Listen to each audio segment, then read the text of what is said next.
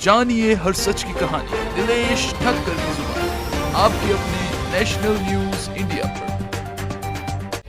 जैसे कि आतंकवादियों के लिए आधी रात में कोर्ट खुल सकती है, सुप्रीम कोर्ट, और एक परम आदरणीय जो संस्कृति की रखवाली के लिए अपना पूरा जीवन जिन्होंने न्यौछावर कर दिया है, उनको बेल नहीं मिल रही है। बापू ने वो कार्य किया है जो आज तक किसी ने नहीं किया।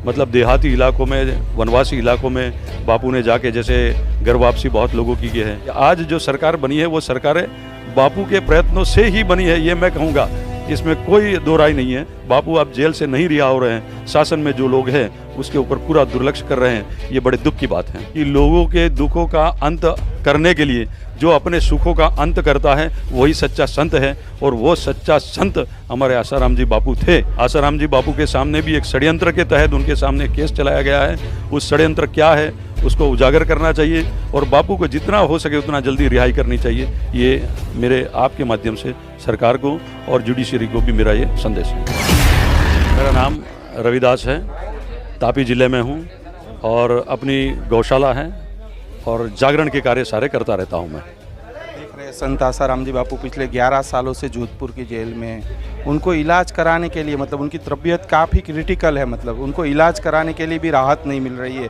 और देश में देख रहे हैं बड़े बड़े जो नेता अभिनेता, जिन लोगों पे आरोप सिद्ध हो गए, जिन लोगों ने गलत काम किए, उनको जमानत मिलती है, उनको राहत मिलती है। इस देश की सबसे बड़ी विडंबना यही है, और मैं ये मानूंगा कि जो हमारी जज की जो जजमेंट की जो भी प्रणाली है, उस प्रणाली में भी कई सारी दिक्कतें हैं। जैसे कि आतंकवादियों के लिए आधी रात में कोर्ट खुल सकती है, सुप्रीम कोर्ट, और एक परम आदरणीय जो संस्कृति की रखवाली के लिए अपना पूरा जीवन जिन्होंने न्यौछावर कर दिया है, उनको बेल नहीं मिल रही है।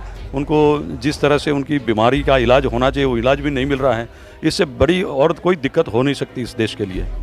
मैं पिछले बहुत सालों से आसाराम जी के करीब रहा हूँ और आसाराम जी के कार्यों में सम्मिलित भी रहा हूँ। बापू ने वो कार्य किया है जो आज तक किसी ने नहीं किया। मतलब देहाती इलाकों में, वनवासी इलाकों में बापू ने जाके, जैसे घर वापसी बहुत लोगों की है, सनातन क्या है उसकी समझ लोगों को दी है, और उस समझ के साथ लोगों ने घर वापसी की है।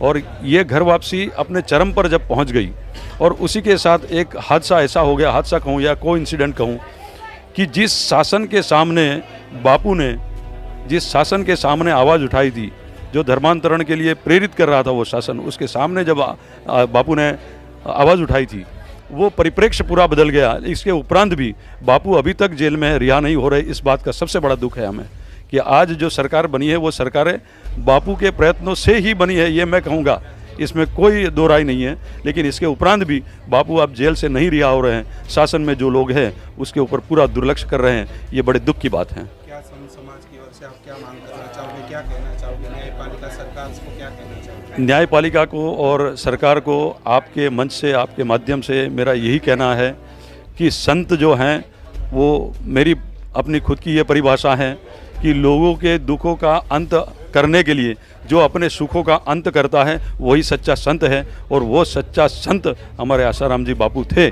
और ऐसे जितने भी संत के सामने पूरे देश के अंदर आपने देखे होंगे, कहीं हमारे यहाँ परम उच्च जो स्थान होता है आध्यात्मिक जगत का, जगत गुरु शंकराचार्य जी, उनको भी 7 साल तक प्रताड़ित किया गया, और उसके बाद उनकी भी रिहाई हुई।